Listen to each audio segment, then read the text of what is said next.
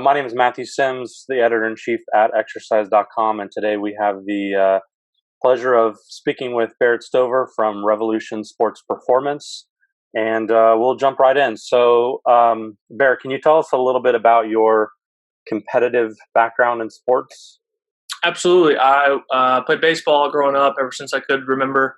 My dad played professionally and got to AAA, so it was definitely just something we always did together. And his dad played, that sort of thing. His brothers played. Definitely a family tradition almost. And played tennis, swam, soccer, basketball, different season, different sport until I was in middle school, and then got more and more serious about baseball and played through high school and college. And just wasn't good enough to play professionally. So I was lucky enough to play through college, had a great experience with playing in college, and then moved on to the other side of the line. Yeah. So when did you realize, or how did you realize that, maybe I'm not going to make the pros, but I could help train others? And how did you get into that sports performance side of it exactly? So I think like a lot of people in my field, I started getting interested because I wanted to improve myself and max out my potential. Coming up, I started training as a sophomore in high school, and I was a late developer, really slow, not that strong, definitely not fast twitch. So it was more of a need for me than a plus. So going through, I was lucky enough to have a strength and conditioning coach in my life that played a big role and just helped me out a ton. And definitely would not have played college baseball without doing that. And something that helped me probably outperform my natural ability to some extent. So, I was pretty much set on playing. Like I said, my dad played, and I just thought it was like one of those things where if I kept working at it, I'd be good enough to get drafted or sign as a free agent or something like that. So it wasn't until late in my senior year when I was playing terribly that I realized I'm probably going to have to go on and do something else next year and not go play professionally. So that's when I got serious about grad school, and I was in a degree that had exercise science as a minor. So I knew grad school was the right route for me, and that's when I really was like, okay, this is something that will be done now, not later on in my life. How do you think having that degree with exercise science and that kind of background sets you apart or helps you, where someone that doesn't have that, may not have the same expertise or science-based background? So our field is awesome in the fact that anyone can get into it, and it's also terrible in the fact that anyone can get into it, because you end up with a lot of kind of hype men or women that are really good at selling but not really good at producing results in training.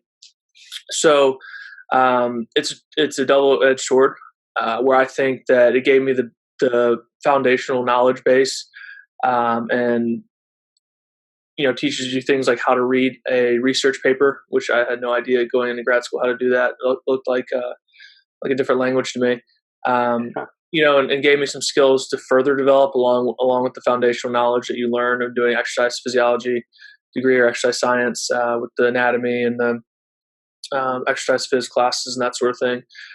So overall, just building that foundation, and I was lucky enough to work under Dr. Szymanski in grad school, so he was always looking to improve his own knowledge set, and he was very accomplished.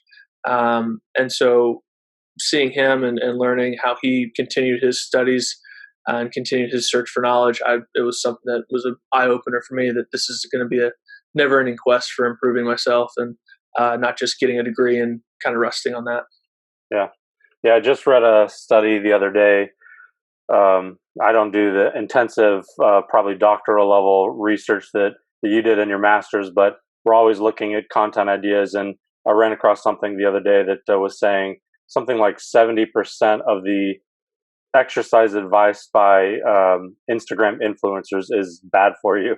Yeah, so I wouldn't doubt it. And it's probably the guys with the most followers. That's obviously a broad generalization, but there are a lot of great people that have a ton of followers, and there are also people that don't know what they're talking about that are really good at social media. So you have to really sort through that stuff with a fine comb. Yep. So tell me, what's one word that best describes how you train Oof, one word. Or if a sentence. Yeah, so I would say, yeah, if you can give me a little bit more leeway there with the sentence, we want to produce results on the field. So I think that would be the main thing that we look at is how does what we do in the weight room carry over onto whatever field you're playing on. For our case, it's mainly baseball. So how do the results in the weight room transfer over onto the field? Yeah. And you've already hit a little bit on this, but um, what's your approach now? You said you realized it was going to be a continuing journey to keep improving yourself, and it sounded like you had that mindset when playing baseball and have carried that over into what you do now. But how does that approach to learning and science relate to your training now, and how do you keep yourself fresh and constantly learning? Let's start with the Instagram thing. There are a lot of great people on Instagram and Twitter that put up phenomenal information, and so Yeah. even just looking through your feed on any social media network can be a huge thing. I mean, we've picked up numerous exercises from Instagram or Twitter and stuff that's like, look, it's like, oh, that's really interesting. Why is someone doing that? And then it cues you to look deeper into what's going on there, and maybe it's not exactly the exercise that you use, but it sparks another thought in your head that leads to a slightly different approach in sprint tech or something like that. So that's a big one. Always looking to try different conferences like PRI, different methodologies, so Postural Restoration Institute or FRC. Those sort of things, add a lot of value. And again, it's not a matter of like totally changing what we do, but adding another tool to the tool belt so that we can better our assessment, better our quality of training, be able to fix a mobility issue faster, take less time to make those changes in athletes. And then, looking at articles or reading on the websites like T Nation or Simply Faster or a lot, just all the great information that's out there and other guys that have sports performance training facilities across the country that put out a lot of great information as well. Yeah, excellent. And what would you say is the synergy between strength, power, and movement? Great question. I'm glad that you worded it that way because so many people see them as three opposite things, but definitely need to work together to create an athlete that's going to have a lower risk of injury and be better on the field, like we talked about earlier. So I think the biggest thing is understanding that strength and flexibility create mobility. Strength and flexibility create mobility. So it's not like, oh, if you're strong, you won't be mobile. Which goes along with the movement aspect of it and power aspect of it as well. You'll be powerful if you're strong and can move well, and you're training, on if you're looking at the strength speed continuum more on the speed side of things. So being able to evaluate and see what the athlete needs first and foremost. We've had some kids come in that are very naturally strong and do not move well, so we're going to back off the general strength training, traditional strength training, we'll call it, with those guys and lean more towards the mobility sides of things and teaching or maybe key in on some smaller muscles in the hips or shoulders or scaps that need to be strengthened and, focus on that more instead of a lot of the like 14-year-old athletes that we get in that have never lifted before. So anytime you put weight in their hands is going to be beneficial. So yeah, I mean, looking at those things and trying to get a determination of which athlete has what, if they're very powerful and don't move well, or vice versa, and figuring that out, and then understanding how you can customize the training to fill whichever bucket needs to be filled. Yeah. And how have baseball players evolved, especially as it relates to the training, preparation, and that sort of thing over the last decade or more? So it's funny that baseball goes from a sport where, especially pitchers, it's very frowned upon to lift, to a sport that's dominated by steroids in a matter of 10 years maybe. So I mean, if you look at the steroid era, as terrible as this is, it really catapulted the sport into strength conditioning. where guys went from just more of like a natural ability or more of like a flexibility approach to the guys that are hitting 60 plus home runs a year, and guys are throwing upper 90s more consistently and are able to rebound and recover better because of the performance enhancing drugs. So looking at that that really obviously put a microscope on how important it would be. And when you're playing 162 games in the majors, Yeah. you're not strong and you don't do your work in the off season, you're going to deteriorate. And if you're not doing your stuff in season that you need to maintain that strength and maintain that mobility and maintain that power, like we talked about, the synergy between the three, then you're going to either get injured or your performance is going to suffer greatly. So, that was the starting point. And then I think it's just been some really smart individuals in the field doing it the right way and moving away from the traditional, like the football lifts, I think was a big thing.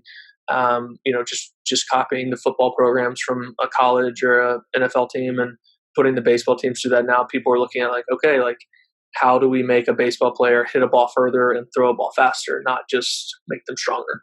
And I think that's played a big part in it as well. Yeah. And when you're training athletes, is there something that when you see it, a trait or whatever that you think, this athlete's going to be successful or special? So obviously there are some guys that just walk in the door and you're like, okay, this guy has a potential to be an athlete. And there's one kid in particular we train right now that's very good at baseball and could probably go pro in two other sports. If you grew up playing those sports primarily, like he's that gifted naturally. I think the big thing is mentality, and guys understand from an early age, they just have that desire or that obsession. I look at professional athletes, they almost are like have an addictive personality, a lot of them. So it's the guys that are willing to do maybe, go to the point of overtraining and really push the limit physically on themselves. And they just have a different gear with that. It's I guess, mentality and physicality gear that some of us don't have, something I didn't have. I wanted to work hard, but some of those guys, I felt like I did it almost too much in moderation. So there's a little bit of that crazy factor involved. There's a little bit of that, just God-gifted ability. And there's a lot of just mentality of what I'm doing right now isn't good enough. I need to get better. Yeah. Do you think that there's, or what do you think the play between like having that God-given ability and then having kind of like that crazy grit mentality to like get it done and kind of take it to the next level? Because, I can think of, I probably watch more basketball, but I can think of tons of athletes who, all the scouts and combine things, Yeah, absolutely. the measures are off the board, but then it seems like they peter out. And then Yep. you've got on the flip side, someone like, the guy that comes to mind is LeBron James, who obviously was super gifted physically. Like you said, probably could have gone pro in several sports, but then, he's spending all this money on his body, and you can tell now that it's definitely paid off. So, what do you think the balance is there between having that God-gifted ability and then also having that little bit of crazy and grit to really take it to the next level? I think it's understanding that you're training for the next level at all times. That's something we try to preach in our kids. Like if you're in high school, if you're a junior in high school, you shouldn't be training to be a good varsity baseball player. You should be training to be a good college baseball player. And obviously, like the guys, like we have guys that are rising seniors in high school, and if they stop lifting for the next 3 years, they'd probably be able to compete at a very high level at Division I, like a Power 5 conference school, because their strength plays up that much already. So being able to understand that if you're a hitter, you have to be like, you need to be better than Mike Trout, not, whoever's the starting right fielder for the college you're committed to. If you're a pitcher, you need to be better than Justin Verlander or Max Scherzer, that sort of thing, and be pushing yourself because, if you're content, with being the best at whatever level you're at, unless it's even in the majors, like Max Scherzer is not like, oh, I had a good year last year, I'm probably going to, take the off season off and just go travel somewhere. The guy's getting after it every day and trying to figure out a way how to make his pitches better. So understanding that concept that even when you're the best in the world at something, you have to strive to make yourself better and not just rest on like, hey, you see my strikeout numbers this year in high school. It's like, dude, that doesn't matter. that sort of thing. No one cares. Next year when you go to college, no one's going to ask you what your strikeout to walk ratio was or your K per nine. It's, are you getting these guys out, and are you doing it? Are you striking guys out? Are you getting weak contact? Those sort of things. Not what you do in high school. Yeah, I love that mantra. And you're right. There's so much, like, especially in sports, the memory is so short. Like, you have a great year one year and a terrible year next year, and You're only as good as your last outing. Yep. And how has having a niche really helped you focus as a trainer? I know you said you guys do mostly baseball. How has that helped you kind of like target who you want to do, find the kind of exercises that you want to do, and really kind of market to your niche? Yeah, so I think this is also a little bit of a double-edged sword because you can get stuck in a mindset. So yeah, obviously like specialization is great in any field. There's a reason there's like orthopedic surgeons and heart surgeons and that sort of thing, and not just like surgeons. Yeah. You don't want someone that's done a shoulder to do your heart the next week. So that's obviously narrows down the field. Like, we're seeing a lot of the same issues with a high school baseball player that comes in for an evaluation. We're going to see, we're going to face the same 5 issues a majority of the time. So it helps to be able to learn, put a system in place to say, okay, well, we have this issue with the shoulder, this elbow pain, this hip internal rotation issue, and now we've gone through it with 25 other guys. We've had good success with 24 out of them, so we have a game plan in place. And the flip side is, if you get stuck doing that and then it doesn't work, you're just like, why is this working? And you can't see outside the box at all. So a double-edged sword, but it does help to be able to create systems to eliminate problems, like we talked about, faster, as well as just help guys in the long run. Okay.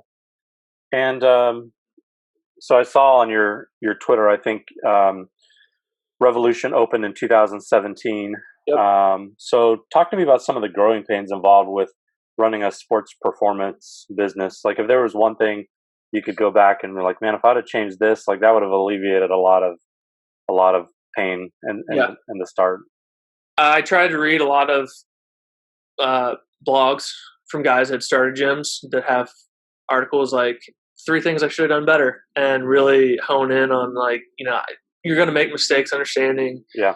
And my thing was like, if I can make $100 mistake, that's okay. I don't want to make $1,000 mistakes from the business side of things. So limiting what you would think would be huge issues. Learning from other people's mistakes has always been a big thing I've tried to do in my life. Talking to mentors. Obviously there were a lot of struggles and a lot of things that I would do differently. But I think that one of the main things would have been automating payments earlier. So, instead of having to chase money every month, and I do at least, we have a minimum of 3-month commitment. So, with that being said, it's easy to set up a payment for 3 months and not have to worry about it anymore. It's coming off someone's card, as opposed to the first of every month, someone comes in the door, hey, you have a check. Second, June 2nd, hey, you got a check. June 3rd, hey, you got a check. So that would have been probably the number one thing that would have saved me a lot of time. And I was just kind of being cheap and saying, I want to save the extra 1 or 1.5%. I only have so many guys right now. I can handle that. But that ends up taking a lot of brain power and stress. And that in turn takes away from writing programs and training and doing the things that I actually needed to focus on. So that would have been the one thing that I would, if someone started a gym tomorrow, I would say automate payments day one. Yeah. And for someone maybe starting their own sports performance or thinking about it, you talked about the articles, 3 things to avoid and stuff like that. So what would be your 3 things? You already talked about automating payments. So I'm guessing that would probably make your list. But is there anything else, any other tips you would give someone, even just thinking about it? They're not even to the point of starting it. Yeah. So the first one would be have a quality product. That's any field, right? One of the reasons that we're having this conversation is because you guys offer a really quality product in the app and the online services and everything you do. So make sure that your product is top notch. You know how to get people better. You know how to get people faster, stronger, move better, more powerful, whatever sport you're working with. Number 2, I would say, would be create some type of system in doing so. The other, I guess, bigger issue I struggle with now, this might be a question later, would be scaling, and scaling with quality and not just scaling to scale. So early on, obviously, it's a lot easier to set aside time to, if you don't have as many athletes that you're working with, set aside time to, like we talked about with the shoulder. Hey, I've seen this shoulder issue 5 times. This is what I've done all 5 times. It's worked 4 out of the times. What do I need to tweak? What do I need to keep? And have that written down somewhere so that you can easily refer back to it. What was the other thing?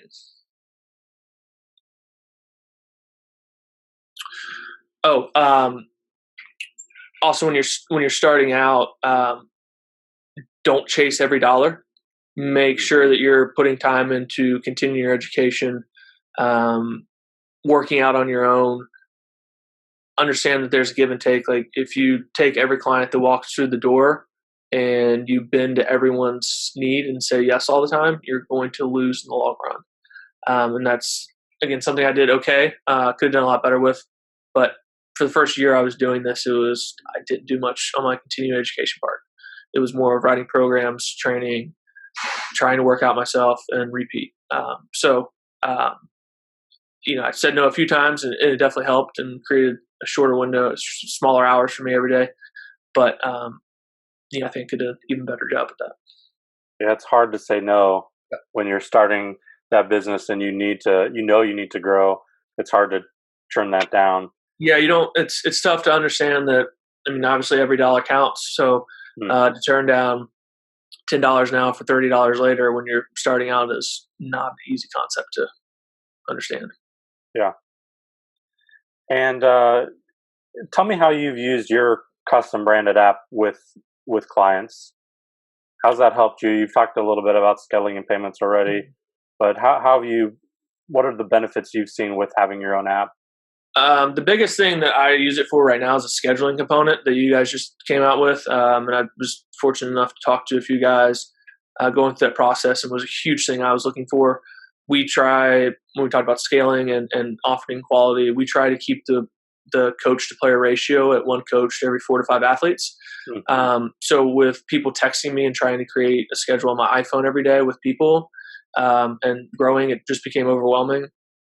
And often it led to me saying yes or no to someone at a certain time based off of like a hunch of how busy we're going to be or how many people I thought had come in.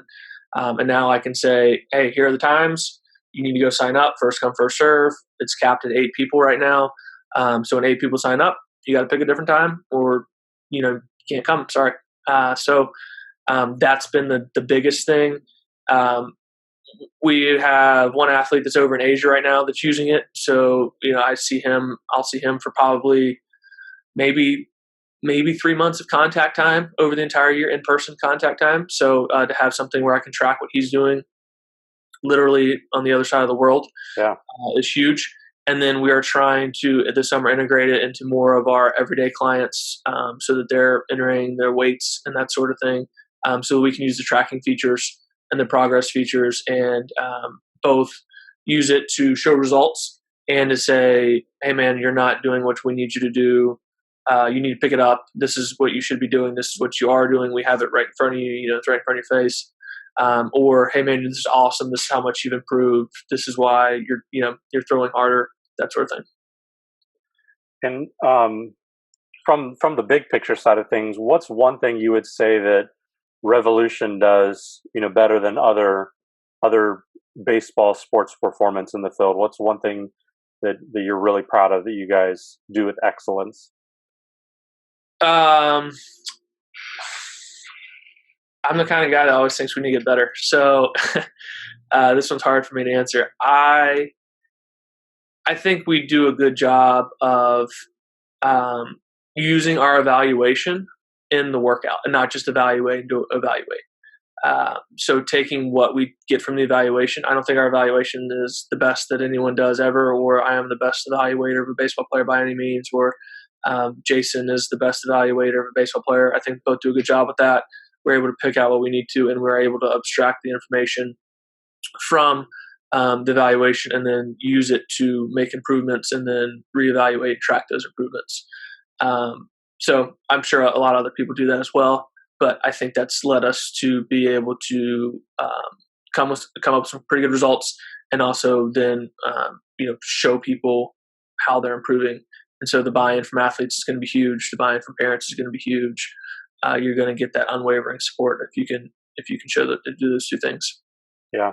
I think from the consumer side too, there's nothing worse than, taking some kind of evaluation or survey, and then you get to the next step and you realize like it had no relevance to Exactly. what kind of came next. So I think from the consumer side, engaging the athletes in that way also kind of boosts the credibility. And the other thing I was going to mention, you brought it up several times throughout the conversation, but just in my experience, I think having that growth mindset that you mentioned, where we're always trying to get better, I think that's something that's unique as well.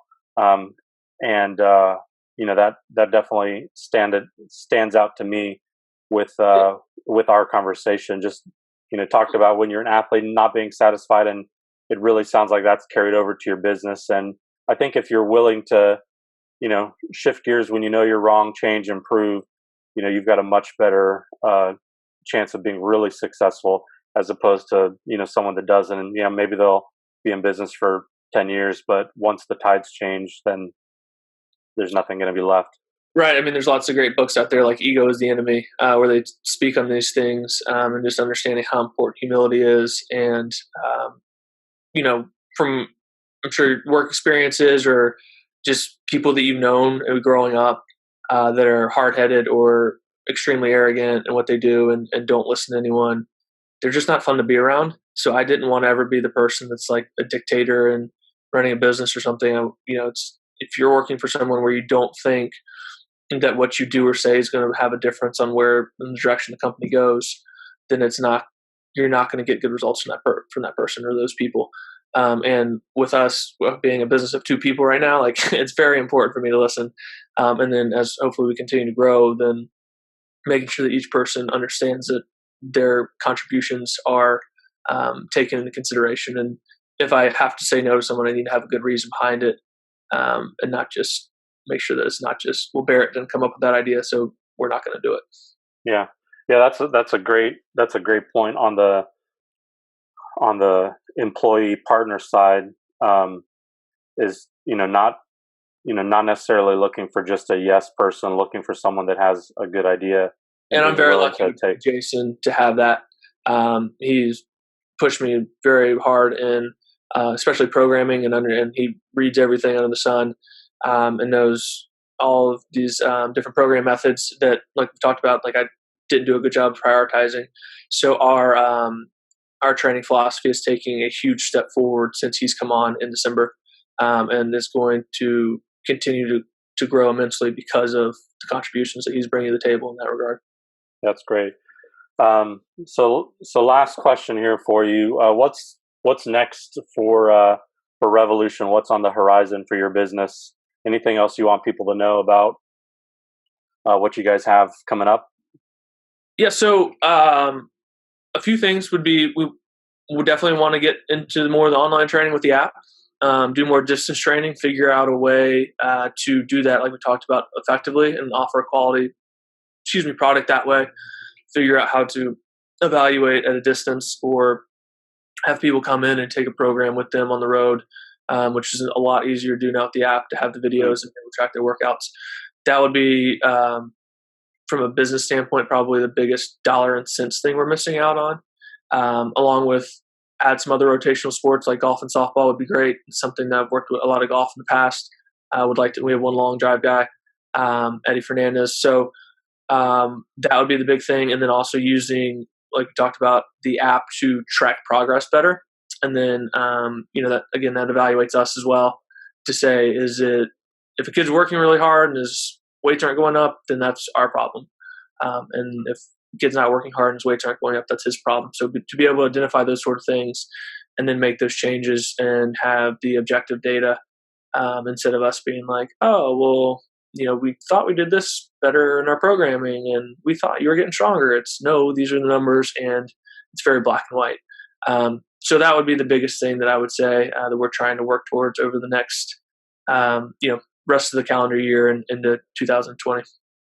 Yeah, more growing and changing. So that's Correct. exciting. Yep. Well, thank you for taking the time to chat with me today. I really appreciate it. These have been really fun, getting to know our partners on a different level and learning more about your business and seeing ways we can potentially help you. And the people I've talked to so far have been awesome. And I would say if there's anything we can do from the content side of things, or if there's something you want to promote or focus on, don't hesitate to reach out and let me know. We're going to be focusing a lot on the business side on our relaunch blog. So that'd be great. Yeah. If there's any way we can help Revolution as you guys continue to grow, let us know. Thanks so much. And I was happy to take a very few minutes out of my day for you guys because of how much your product has helped me and how good the customer service has been.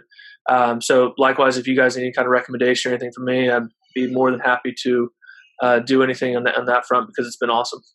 Excellent. Well, appreciate it. I hope you have a great rest of the day, Barrett. Thanks, Matt. You too. All right, man.